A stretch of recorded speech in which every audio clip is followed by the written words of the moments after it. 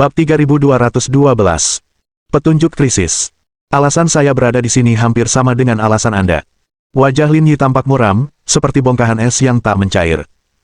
Kalian semua tahu siapa saya, jadi jangan membuat saya membuang-buang waktu bicara. Keduanya berdiri di sana, tanpa berusaha menjelaskan lebih lanjut. Reputasi Lin Yi sudah terkenal. Jika dia bisa menemukan tempat ini, berarti dia memiliki cukup bukti. Pada titik ini, mengatakan apapun lagi sudah tidak ada gunanya. Keduanya saling bertukar pandang dan tanpa sadar mundur ke arah pintu. Helk menyentuh pinggangnya, dan dua belati terbang dari tangannya. Para anggota tim satu segera berpencar ke segala arah.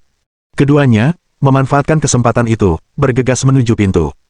Tindakan mereka telah diantisipasi oleh tim satu, yang, setelah menghindari serangan mendadak dari belati, segera menyerang duo tersebut.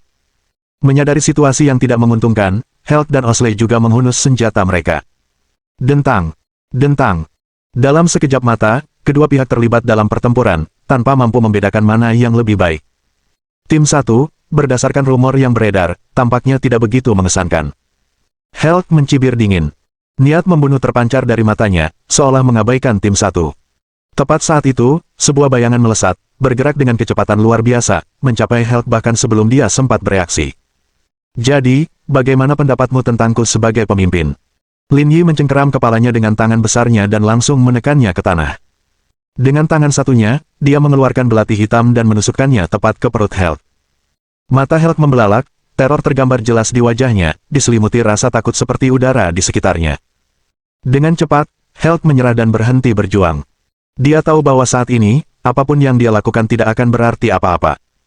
Satu-satunya cara yang bisa ia temukan adalah mengakhiri hidupnya sendiri, jika tidak, itu akan lebih buruk daripada kematian. Sementara itu, keempat anggota tim 1 mengalihkan fokus mereka ke Osley begitu Lin Yi muncul. Tak lama kemudian, mereka berhasil menaklukkannya tanpa banyak kesulitan. Intervensi pribadi Lin Yi disebabkan oleh pengakuannya dari pertarungan bahwa kekuatan Helk tidak lemah, sudah berada di level C. Para anggota tim 1 akan membutuhkan beberapa upaya untuk mengatasinya. Lin bro, sebenarnya kau tidak perlu ikut campur. Kita bisa menanganinya bersama-sama. Terlalu banyak orang di kapal. Suara bisingnya akan menarik orang lain ke sini. Lin Yi melirik kedua orang yang kini telah ditahan. Ikat mereka dulu. Setelah semua orang mendarat di pulau, kita akan menginterogasi mereka perlahan-lahan. Tim 1 mengikat keduanya ke kursi. Meskipun Helk telah ditikam, metode Lin Yi tidak akan merenggut nyawanya. Bos, ini adalah alat komunikasi mereka. Zhao Yunho mengulurkan dua telepon khusus. Lin Yi mengambil ponsel-ponsel itu dan memasukkannya ke dalam saku. Langkah selanjutnya adalah membuka paksa mulut mereka. Perjalanan perahu selama 1 jam itu dengan cepat berakhir, dan orang-orang mulai turun satu persatu. Interogasi dimulai pada saat itu. Kemana Maldi pergi? Kami tidak tahu, jawab Osley. Tidak masalah, santai saja. Saya akan menunjukkan metode Brigade Pengawal Pusat. Lin Yi mengangguk, interogasi akan segera dimulai, sementara dia kembali ke kamarnya. Dilihat dari kekuatan mereka, mereka jauh lebih kuat daripada orang-orang yang pernah ditemui sebelumnya. Hal ini juga membuktikan bahwa status mereka di klub Blood Bowl lebih tinggi, yang berarti mereka memiliki lebih banyak informasi. Mungkin, kedua hal ini bisa menjadi titik terobosan. Seiring waktu berlalu, malam tiba dan bulan purnama terbit di atas laut, memberikan ketenangan pada waktu dan tempat. Mencicit. Zhang Chaoyue mendorong pintu hingga terbuka. Bos, pria itu meninggal, dan wanita itu belum mengatakan apa-apa. Mungkin dia benar-benar tidak tahu di mana Maldi berada. Masih enggan berbicara. Lin Yi menyandarkan kepalanya pada satu tangan, merasa gelisah dengan situasi ini. Semakin terselubung tindakan Madir, semakin besar pula indikasi adanya masalah. Tapi dia juga menyebutkan hal-hal lain, meskipun hal-hal itu tidak membantu misi ini. Ambil beberapa obat dari Richie dan atur pengirimannya untuknya. Zhang Chaoyue meninggalkan ruangan, sementara Lin Yi berbaring di dekat jendela, menatap bulan di luar. Dia tidak menyangka misi untuk melacak Maldi akan sesulit ini. Orang-orang ini mungkin tidak bungkam, tetapi benar-benar tidak tahu di mana Maldi berada. Dan itu bukanlah pertanda baik. Saat fajar menyingsing, Xiao Bing dan Luo Qi kembali. Masih belum ada kabar tentang Maldi. Xiao Bing menggelengkan kepalanya, tapi kami memang menemukan informasi tentang seseorang bernama Joyce. Operasi sebelumnya direncanakan bersama oleh dia dan Maldi. Kami memintanya untuk mengidentifikasi potret-potret tersebut sebelumnya, dan hampir pasti bahwa orang yang menghubungkan potret-potret itu adalah Joyce ini. Pertemuan terakhir mereka terjadi di pinggiran kota Jing. Dia mengatakan hanya Maldi yang terlihat. Joyce tampaknya telah pergi ke Timur Tengah. Setelah mendengarkan cerita Xiao Bing, ekspresi Lin Yi tetap tidak berubah, sangat tegas. Bas. Pada saat itu, telepon di atas meja berdering. Saat menoleh, itu adalah telepon Health, penelepon menggunakan nomor virtual. Namun bagi Lin Yi, bahkan angka virtual pun dapat memberikan petunjuk penting, yaitu melacak alamat IP tersembunyi di baliknya. Telepon berdering terus-menerus, Lin Yi tidak menjawab, dan akhirnya telepon terputus setelah beberapa kali berdering. Tak lama kemudian, telepon Osley juga berdering. Nomor yang masuk berubah lagi, sebuah ciri khas nomor virtual. Sekali lagi, Lin Yi tidak menjawabnya sampai sambungannya terputus. Setelah mencatat kedua angka tersebut, Xiao Bing mengeluarkan laptop dan mulai melacak alamat IP. Sekitar setengah jam kemudian, alamat IP di balik kedua nomor virtual tersebut berhasil dilacak. Alamatnya sama, keduanya di dalam negeri, kata Xiao Bing.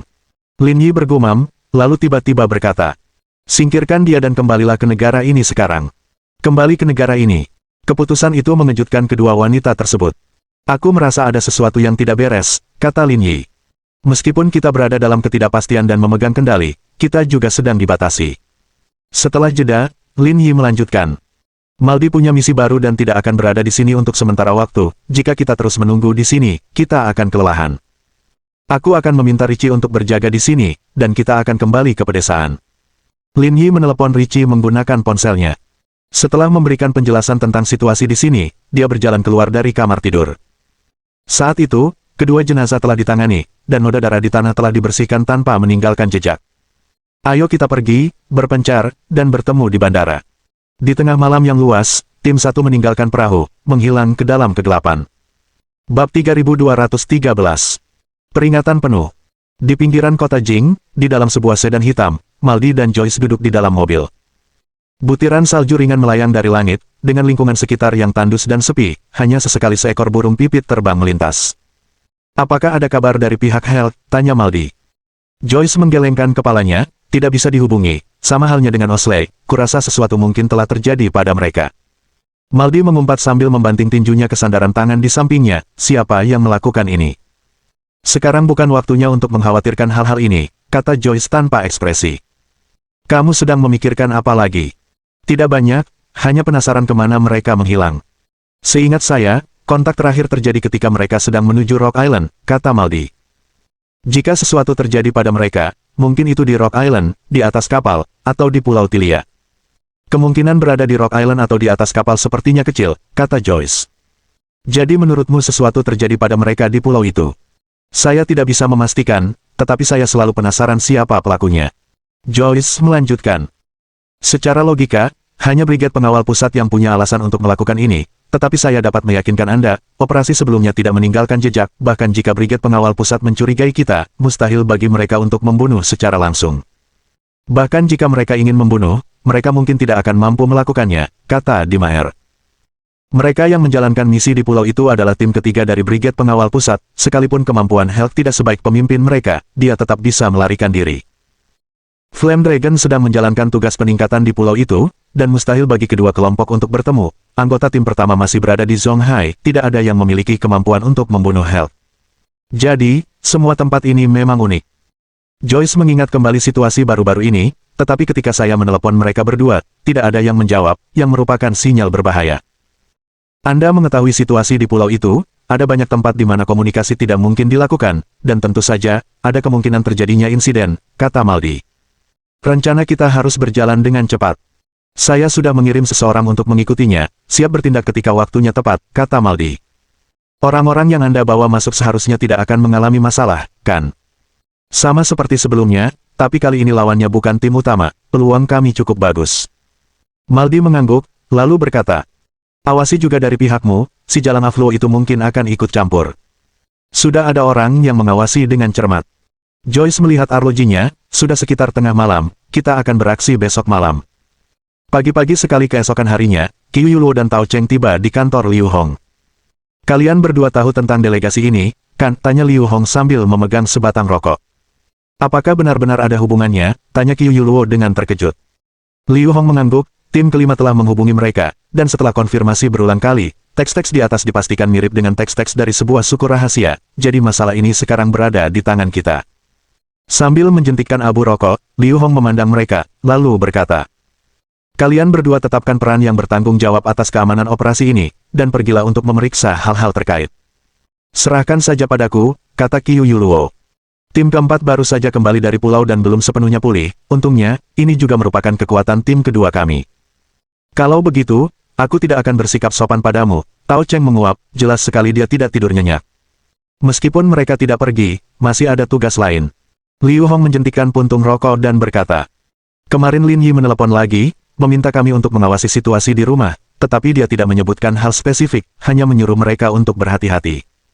Tanpa tugas spesifik, masalah ini tidak mudah ditangani, terlalu banyak hal yang terlibat. Pangkalan tidak perlu diperhatikan, yang terpenting adalah orang-orangnya, kata Liu Hong. Kematian Chen Zhengli telah menjadi peringatan bagi kita, jadi mari kita ambil langkah-langkah untuk mencegahnya sebelum terjadi. Setelah membagi tugas, keduanya meninggalkan kantor untuk menyibukkan diri dengan urusan masing-masing. Qiu Yuluo masuk ke dalam mobil setelah meninggalkan gedung perkantoran. Tao Cheng pergi ke bagian logistik terlebih dahulu, mengambil peralatan pelacakan, lalu pergi ke belakang lembaga penelitian. Jika dilihat dari kekuatan individu saja, orang-orang dari tim peringkat ke-5 hingga ke-8 tidak bisa dibandingkan dengan tim peringkat pertama hingga ke-4. Bahkan para pemimpin mereka pun tidak bisa menandingi anggota biasa. Namun jika menyangkut nilai diri mereka sendiri, keadaannya justru sebaliknya. Mereka menyimpan data inti terpenting dari Brigade Pengawal Pusat, dan setiap orang sangat berharga. Sebuah target yang paling ingin diincar oleh kekuatan lain. Dan hal seperti itu pernah terjadi sebelumnya. Sebagian memilih patuh, dan sebagian lagi memilih mati daripada menyerah. Jadi saat ini, orang-orang dari tim ke-5 hingga ke-8 adalah yang paling layak mendapatkan perlindungan. Pemimpin kelompok Tao. Begitu memasuki institut penelitian, Chen Zi memegang secangkir susu kedelai, meninjau materi sambil menuju ke ruang bawah tanah. Bagaimana perkembangannya? Latihan sudah berjalan setengah bulan, apakah ada kemajuan? Ya, tapi rasanya tidak begitu berarti. Lagi pula, ini baru setengah bulan, jika ada peningkatan yang signifikan, itu akan menjadi masalah, Chen Zi tertawa. Namun setelah beberapa putaran lagi, mencapai level 10 bukanlah masalah. Bahkan mencapai level 10 pun tidak ada gunanya, Tao Cheng tertawa terbahak-bahak dan berkata, si aneh Lin Yi sudah mencapai level 20, mungkin tak akan bisa menyusulnya seumur hidup. Anda tidak bisa mengatakan demikian, itu hanya mewakili kekuatan struktur otot, tidak ada hubungannya dengan kekuatan pribadi. Ketua grup Chen, Anda benar-benar tahu cara menghibur orang, kata Tao Cheng. Jauh lebih baik daripada Ning Che dan Qiu Yuluo, lebih baik berteman dengan orang sepertimu. Ketua grup Tao, Anda bercanda, jawab Chen Zi sambil tersenyum, lalu bertanya. Apakah ada sesuatu yang perlu dilakukan jika Anda datang sepagi ini? Ini bukan masalah besar, tetapi situasi domestik dan internasional belakangan ini kurang baik, kita harus bersiap, kata Tao Cheng. Berhati-hatilah akhir-akhir ini, usahakan untuk tidak pergi ke tempat lain, tim keempat kami akan mengirimkan orang untuk mengikuti dan melindungi di seluruh wilayah. Kalau begitu, ketua kelompok Tao akan mengalami kesulitan.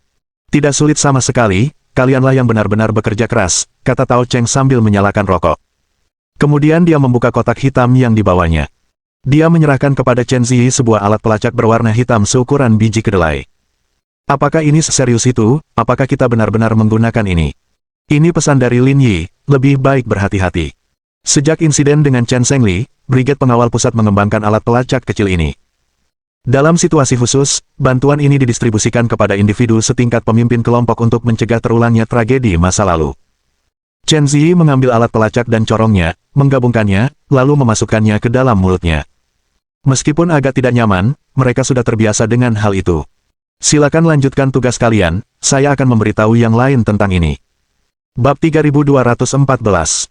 Kata-kata Lin Yi harus diperhatikan. Lampu-lampu kota mulai bersinar saat malam tiba. Chen Zi membawa setumpuk dokumen tebal dan berjalan keluar dari ruang bawah tanah bersama seorang rekannya.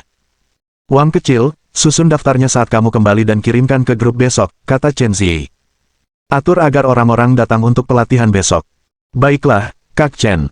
Kata rekan kerja laki-laki muda itu, lalu terkekeh. Saya ingin mengambil cuti sehari besok. Hari libur. Chen Zi meliriknya, apakah ini sesuatu yang penting? Tidak terlalu penting, tapi saya punya teman kuliah yang sudah bekerja di luar kota sejak lulus, dan kali ini dia kembali untuk perjalanan bisnis, jadi saya ingin cuti sehari. Ketua grup Tao datang pagi ini, kamu tahu kan? Aku tahu. Kalau begitu, jangan mengambil cuti. Kata Chen Zi. Jika Anda ingin mengadakan pertemuan, lakukan di rumah saja, cuaca di luar belakangan ini tidak menentu, jangan keluar rumah kecuali benar-benar diperlukan. Baik, Kak Chen. Chen Ziyi mengangguk dan mengingatkannya beberapa kali lagi sambil berganti pakaian, lalu mengunci pintu dan meninggalkan gedung kantor. Jika ini terjadi di waktu lain, Chen Ziyi tidak akan sehati-hati ini. Namun, berita ini dikirim oleh Lin Yi. Meskipun tidak ada bukti, dia secara naluriah percaya bahwa kepekaan Lin Yi terhadap bahaya adalah yang paling tajam di Brigade Pengawal Pusat. Dia harus memperhatikan kata-katanya.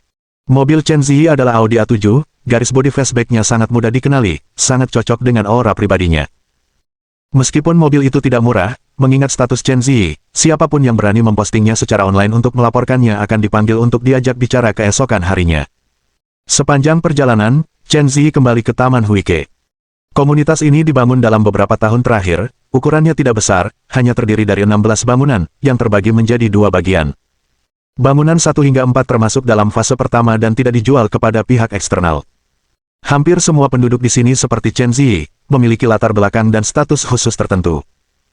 Bangunan nomor 5 hingga 16 juga tidak bisa dijual kepada pihak luar, sebelum dibuka untuk dijual, bangunan-bangunan itu sudah dibeli oleh orang dalam. Bahkan, bisa dibilang, hampir semua orang yang tinggal di komunitas ini memiliki koneksi tertentu. Sebuah taman botani kecil yang terletak di antara kedua bagian tersebut membagi bangunan menjadi 2 bagian. Bagian lainnya dipagari, dan orang-orang di kedua bagian tersebut tidak berinteraksi satu sama lain. Tujuan dari pengaturan ini adalah untuk isolasi dan perlindungan yang lebih baik bagi mereka yang tinggal di fase 1. Rumah Liang Ruoksu memiliki sifat yang sama, bukan tempat yang bisa ditempati oleh orang biasa. Namun di mata orang luar, komunitas ini bukanlah sesuatu yang istimewa, tidak tampak berbeda dari komunitas biasa, hanya saja berada di lokasi yang lebih baik. Awalnya, rumah Chen Ziyi bukan di sini, melainkan di perumahan keluarga di kompleks ini. Namun, rumah-rumah di sana agak tua, dan fasilitas tempat tinggalnya tidak terlalu lengkap, jadi Chen Ziyi hanya membeli rumah bekas di sana, melakukan renovasi sederhana, dan menetap. Setelah memasuki garasi bawah tanah, dia mengambil tasnya dan menuju ke lift. Tak lama kemudian, lift itu bergerak dari lantai -1 ke lantai dasar. Saat pintu lift terbuka, Chen Ziyi mendongak dan melihat 2 orang berseragam kamuflase perlahan-lahan memindahkan lemari besar dari luar ke dalam lift. Chen Ziyi berdiri di samping, memberi ruang bagi kedua orang itu. Setelah lemari pakaian dipindahkan masuk, tidak banyak ruang tersisa di lift. Chen Ziyi berdiri di sudut, menunggu lift mencapai lantai 21. Tempat parkirnya sangat bagus, komunitas ini benar-benar hebat. Di tempat parkir bawah tanah, seorang pria muda di dalam sebuah SUV berkata. Nama pria itu adalah Su Mingxuan, dari unit keempat Brigade Pengawal Pusat. Saat ini, mereka sedang dalam masa istirahat, tugas perlindungan rahasia secara alami jatuh kepada mereka. Saudara Cheng, apakah benar-benar akan terjadi sesuatu? Kudengar ketua tim Lin membawa kembali orang-orang dari unit pertama. Tao Cheng menghisap rokoknya, melihat arlojinya, sulit untuk mengatakan, dia teliti dan bereaksi cepat, mungkin dia memperhatikan beberapa petunjuk, berhati-hatilah. Kalau begitu, kita benar-benar harus menanggapi ini dengan serius, tidak seperti sebelumnya. Sebelumnya, beberapa unit di Brigade Pengawal Pusat telah melakukan hal serupa. Pada akhirnya, tidak ada bahaya nyata, tidak terjadi apa-apa. Namun kali ini, kabar tersebut datang dari Lin Yi, mengingat status dan prestasinya yang luar biasa di Brigade Pengawal Pusat. Kata-katanya harus diperhatikan. Ada kabar tentang apa ini? Tidak juga, tapi mungkin ada hubungannya dengan klub banteng darah, kata Tao Cheng. Kurasa dia akan segera berada di markas Brigade, kita bisa bertanya padanya besok saat kita kembali. Oh, seandainya suatu hari nanti aku bisa seperti ketua tim Lin. Sial, aku kan ketua timmu, bukankah seharusnya aku idolamu? Saudara Cheng, jangan main-main. Lagi pula, dia adalah seseorang yang saya temukan dan rekrut sendiri ke dalam Brigade. Saudara Cheng, kau sudah menyebutkan begitu banyak apa yang terjadi? Sebelum menyelesaikan kalimatnya, ekspresi Su Mingxuan tiba-tiba berubah. Mengapa ketua tim Chen pergi keluar? Mau keluar? Tao Cheng, yang sedang bermain game di kursi belakang, meletakkan ponselnya dan melihat layar eksternal di dalam mobil. Di layar terdapat 2 sumber sinyal yang berbeda, meskipun sedikit menyimpang, keduanya hampir tumpang tindih. Salah satu sumber sinyal adalah ponsel Chen Ziyi, yang lainnya adalah alat pelacak di mulutnya. Biasanya, orang-orang di Brigade Pengawal Pusat memiliki informasi posisi seperti itu di ponsel mereka. Dalam kehidupan sehari-hari, alat ini memudahkan pelacakan, jika terjadi kecelakaan, bantuan dapat diberikan dengan cepat. Namun, langkah-langkah ini tidak terlalu aman. Jika musuh merebut telepon tersebut, maka telepon itu akan menjadi tidak efektif. Maka dimulailah pengembangan mikro pelacak. Ekspresi Tao Cheng berubah waspada saat menatap layar. Meskipun bergerak lambat, hal itu jelas menunjukkan bahwa ia berada di luar komunitas. Jangan panik, mungkin itu hal lain, lakukan tindak lanjut dan periksa. Su Mingxuan mengangguk dan pergi. Namun saat itu juga, Tao Cheng menyadari bahwa kedua sinyal pelacakan yang tumpang tindih tersebut tiba-tiba berpisah. Sialan, ada yang salah. Tao Cheng, sambil memegang ponselnya, menekan nomor Chen Zi, tetapi nomornya dimatikan. Lebih cepat, kejar. Tao Cheng baru saja memberi perintah ketika kecepatan sinyal tiba-tiba meningkat. Adegan ini membuat Tao Cheng semakin gugup. Dia buru-buru menelepon untuk memberitahu departemen yang bertanggung jawab. Tutup semua jalan keluar dalam radius 2 km dari Taman Huike. Pada saat yang sama, Tao Cheng mendesak Su Mingxuan untuk mempercepat langkahnya, mengejar lokasi sinyal tersebut. Jaraknya sangat dekat, kurang dari 100 meter. Kemampuan mengemudi Su Mingxuan sangat bagus, bahkan di tengah jalanan yang ramai, ia tetap bisa mengemudi dengan baik, dan jarak antara mereka semakin dekat.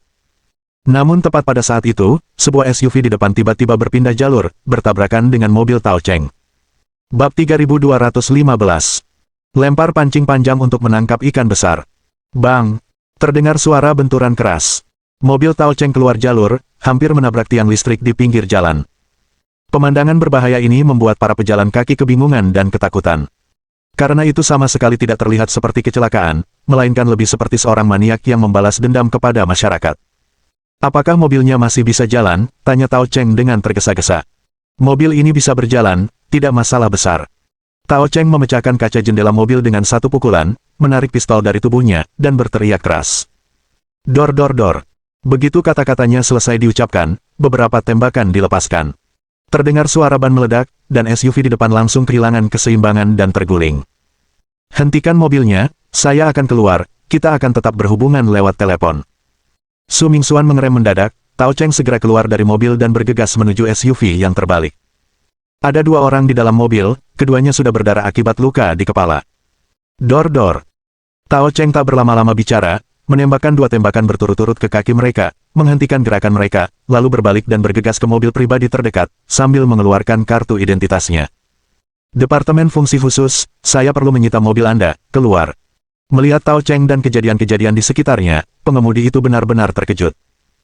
Namun Tao Cheng tidak memberi waktu lagi baginya untuk bereaksi, membuka pintu mobil pengemudi, menyeret pengemudi keluar, dan masuk ke dalam mobil untuk mengejar kendaraan target di depan. Distrik Huike, 400 meter ke timur, tersangka telah dikendalikan, datang dan tangkap mereka. Tao Cheng menjelaskan secara singkat dan membuka ponselnya, di mana ia memiliki aplikasi navigasi Beidou, lalu dengan cepat mengunci target kendaraan. Dering dering dering. Telepon Tao Cheng berdering, ketua grup Tao, kami sudah memblokir jalan-jalan di sekitarnya, siap mencegat kapan saja. Persenjatai diri kalian, dan dengan dalih menjamin keselamatan sandera, kalian dapat melenyapkan tersangka tanpa perlu meminta persetujuan. Ekspresi Tao Cheng tampak lebih serius dari sebelumnya. Beberapa saat yang lalu, mereka sedang mendiskusikan apakah kecelakaan benar-benar akan terjadi, dan kemudian kecelakaan itu benar-benar terjadi. Untungnya, Lin Yi telah memperkirakan situasi di dalam negeri sebelumnya, tanpa persiapan, hal itu pasti akan membuat mereka berhasil. Dering dering dering. Kali ini, telepon Tao Cheng berdering lagi. Itu adalah panggilan dari Lin Yi. Saudara Cheng, bagaimana keadaanmu di sana? Jalan-jalan di sekitarnya semuanya ditutup, keberadaan ketua tim Chen berada di bawah kendali kami, seharusnya tidak ada masalah besar. Biarkan mereka pergi, kata Lin Yi. Yang mereka kirim hanyalah ikan kecil, ikan besar masih tertinggal. Apakah Anda berencana menggunakan ketua tim Chen? Di mana Anda? Di pelabuhan kota Jin, ini adalah titik pelarian terbaik, kata Lin Yi. Tidak mungkin mereka meninggalkan orang-orang di sini, jika kita tidak memanfaatkan kesempatan ini dengan baik, kita akan kehilangan kesempatan untuk menangkap ikan besar di belakang. Baiklah, saya akan memberitahu orang-orang di bawah. Tao Cheng menjawab. Tapi masalah ini tidak boleh terjadi kecelakaan, jika sesuatu terjadi pada ketua tim Chen, akan sulit untuk menjelaskannya kepada orang tua itu. Aku tahu, serahkan saja padaku. Setelah panggilan itu, Tao Cheng menghubungi Su Mingxuan. Dia menyampaikan instruksi Lin Yi ke bawah. Langkah selanjutnya adalah berbagai departemen bekerja sama dan melaksanakan tindakan ini dengan baik. Mobil SUV terdepan itu melarikan diri ke segala arah di bawah kejaran dan blokade dari banyak orang. Orang-orang ini masih mau melawan saya, terlalu naif, haha, kami juga akan pergi.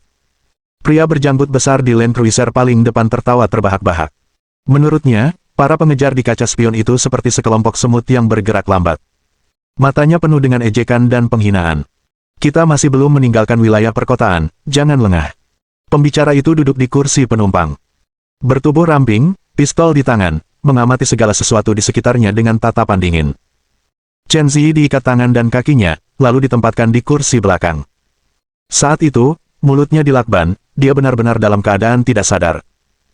Jangan khawatir, saya sudah pernah melewati semua jalan di sekitar sini, begitu kita berada di jalan ini, saya 100% yakin bisa meninggalkan semua orang. Tetap saja, berhati-hatilah, sebelum kita mengirim orang itu keluar, kita semua dalam bahaya. Tetap tenang, temanku, kata pria berjanggut besar itu. Ketua kelompok kelas 1 tidak ada di sini, kita tidak perlu takut. Jika dia ada di sini, kami tidak akan menerima misi ini. Seandainya aku punya kesempatan, aku sebenarnya ingin bertemu dengannya, tapi kurasa dia akan membunuhku, hidupku berharga, aku sedang mempercepat laju. Pria berjanggut besar itu menginjak pedal gas, mobil melaju kencang di jalan. Kira-kira 10 menit kemudian, mereka sudah keluar dari pusat kota. Karena sudah larut malam, tidak banyak mobil di jalan raya. Setelah lebih dari setengah jam, sebuah minivan GL8 menyusul dari belakang, menyalakan lampu depannya dengan cepat 3 kali, lalu perlahan 2 kali. Pria yang duduk di kursi penumpang melihat isyarat itu dan memerintahkan pria berjanggut besar itu untuk mengurangi kecepatan. Akhirnya, kedua mobil itu melaju berdampingan, jarak di antara keduanya kurang dari 20 cm. Pintu mobil terbuka, membentuk celah di antaranya. Pria yang duduk di kursi penumpang depan pergi ke kursi belakang, lalu memindahkan Chen Ziyi yang tidak sadarkan diri ke mobil lain. Orang yang menjemputnya adalah seorang pria tegap, dengan bekas luka di wajahnya, berjongkok di dalam mobil, tampak agak malu. Misi kita sudah selesai, jangan lupa untuk menyelesaikan perhitungan, kata pria yang duduk di kursi penumpang. Yakinlah, Anda tidak akan dirugikan, tetapi ingatlah untuk menyapa Tuhan. Pria bertubuh kekar itu mengeluarkan pistol dan menarik pelatuknya ke arah kepalanya. Yang terakhir meninggal seketika, pria berjanggut besar yang mengemudi terkejut, dan segera berusaha membelokkan mobilnya. Namun, sebuah senjata lain muncul dari kursi pengemudi utama, dan peluru mengenai pelipisnya. Kendaraan tersebut kehilangan keseimbangan dan menabrak pembatas tengah. Pada saat yang sama, sebuah bom molotov dilemparkan, dan kendaraan itu terbakar hebat, menerangi malam yang gelap gulita. Dan mobil klub Blood Bowl melaju kencang. Periksa apakah ada alat pelacak pada wanita itu. Pembicara tersebut adalah seorang pengemudi bernama Hauke, anggota Blood Bowl Club di wilayah Asia Pasifik. Sudah diperiksa, semuanya aman. Nama pria kuat itu adalah Bois, statusnya sama dengan Hauke, mereka sering bekerja sama dalam misi. Jika dia memiliki alat pelacak, orang-orang dari Brigade Pengawal Pusat pasti akan menemukannya, tidak mungkin mereka akan melewatkannya. Hauke memikirkannya sejenak, dan alasan ini tampak masuk akal. Untungnya, Ketua kelompok kelas 1 tidak ada di sini, kalau tidak misi ini tidak akan semudah ini. Saya yakin mereka tidak pernah menyangka kita akan bertindak saat ini, kata Bois. Jika kita datang lebih lambat lagi, Afluo mungkin akan mengambil inisiatif. Bagaimanapun juga, kita sudah memberikan kontribusi, kita akan mendapatkan hadiah besar di kampung halaman, kita harus minum-minum sepuasnya. Hauke mengangguk, lalu menginjak pedal gas, menuju pelabuhan kota Jin. Mohon dukungan dari omom ante-ante sekalian, buat subscribe atau sharekan novel Mimin ke Facebook kalian, agar channel Mimin bisa terus berkembang. Dengan begitu, Mimin bisa lebih semangat untuk up novel seru lain ke depannya. Buat teman-teman yang sudah subscribe dan sharekan novel Mimin, Mimin ucapkan terima kasih sebanyak-banyaknya.